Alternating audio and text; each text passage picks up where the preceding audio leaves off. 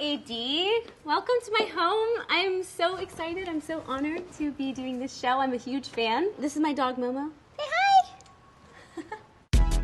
Today we are reading actress and singer, a Disney Channel icon from Houston, Texas. Hilary Duff's Beverly Hills home featured on Architectural Digest. So I bought this house about 8 years ago when I was pregnant with my son, and it looked a lot different. I've actually remodeled it twice because I have a small addiction. Before this home, Hilary started off back in 2004 at the age of 17 with a $3.5 million, 10,000 square foot home in the LA suburb of Toluca Lake. Her mom also lived down the street, but the problem was every time Hilary left her house, there were paparazzi swarming outside. So with the first child on the way, she decided it was time to find a little more privacy. Hilary ended up selling that home in 2010 for $6.5 million and bought this 5,300 square foot home in Beverly Hills for $3.8 million and has been living here ever since. I also love the idea of a 17-year-old living in a 10,000 square foot home, but making her mom buy a house down the block. That's insane.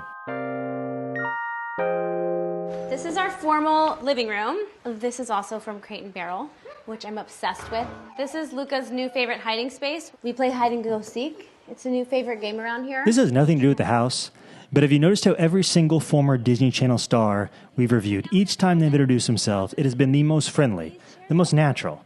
They don't come off as celebrities. It kind of feels like your old friend is welcoming you in at the door. At least that's how it feels to me. I guess it's the magic of Disney's casting department. Kids spend a lot of time in here. I don't know why I wish they wouldn't. Hence the Sharpie on my table. Speaking of all the other Disney Channel stars we've reviewed, if I'm being honest, this is my least favorite of all their houses. Still early though. Maybe things will change. It's just very trendy. The pink velvet chairs, the gold accents everywhere, the Calcutta gold fireplace wall. At first I thought maybe she's just buying cost-effective pieces where if the kids mess it up, she wouldn't be concerned, which I totally understand. But she's mentioned all of this is from expensive designers, so yeah. Kind of disappointed. Although I do like the illuminated bookshelves. I bet this room looks much more sophisticated at night. Your pinks and your gold would start to soften up a bit. And here is where we spend most of our time. It always looks this fancy in here. These pillows always look like this, and I always have fresh flowers and no kid stuff around. That's what it always looks like. Okay, bummer. It's not getting better. It reminds me of one of those HGTV giveaway homes they do each year where you win the new house, a new car, and like $250,000. You know what I'm talking about? I've applied every year. Never won. Never won. Maybe this year. They're always nice, just like this house, but they use the most trendy of everything for that year's giveaway. She's done the same thing here. That's why she's remodeling every 2 or 3 years. This is all going to go out of style super quickly, and she'll be right back at it in a couple years to do it all over again. The bold tiles, the runner on the stairs, the gold accent. She's literally painted her beams gold. It reminds me a lot of Daveed Diggs' house. If you haven't seen that review, go check it out. Same exact issues. So this is pretty much the only space I have in the house that belongs to me. This is where I hide from my kids and lock the door. And I have this really nice space. This is my favorite room so far. I like the blonde wood floors in here, the dressers. Also, this shade of pink and the marble are much more sophisticated than the formal living, so I'm happy with this. I'm also glad she went with the silver over a gold tub. We're moving in the right direction. Hopefully this is the turning point.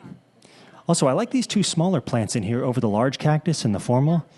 They at least make more sense in here. I had a lot of fun doing this. I don't know. I thought I was going to play it so much more cool, and I went full-blown pink. Her bathroom's my favorite part. If you want to come check that out.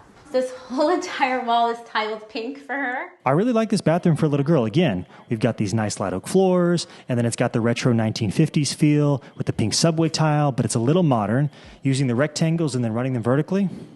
This works for me. This was the guest room, and it's quite a big space, and I tried really hard to utilize more of how tall the ceiling is. This is amazing. I mean, what's not to love?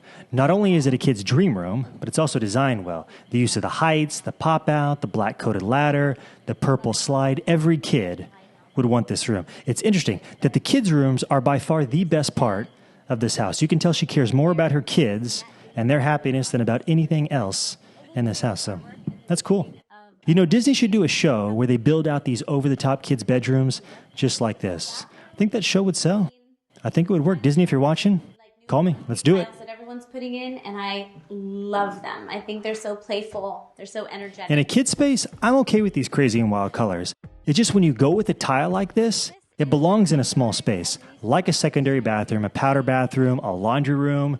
Just please, stay away from installing them in big areas throughout your home, like your kitchen backsplash, entire wall, and on double islands. Can we all agree on that? Hopefully. Maybe not. We'll see. We also have a water slide out here. I like to say it's for the kids, but it's really for me. I use it the most. I love it. And there's a little tree house. All right, I'm ready to score this house. I'm conflicted because this isn't exactly the kind of house I'd envisioned she'd have. Going into the video, I've got mixed feelings. Was it my favorite house aesthetically? Obviously not. Although it does make a lot of sense for her. I will say it is probably in the top 3 for family homes we've reviewed. What kid wouldn't want to grow up here?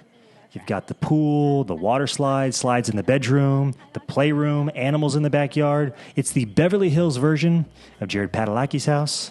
Unfortunately, nowhere near as good as that. So let's go with a 6.8. 6.8 stars is the score. You already know Hilary Duff's on my Disney Channel Mount Rushmore. Her house is not. Go check out the Padalecki's house. I think you'll like that one better. Still, this was fun. I'll see you guys in the next video. See you Bye. again soon.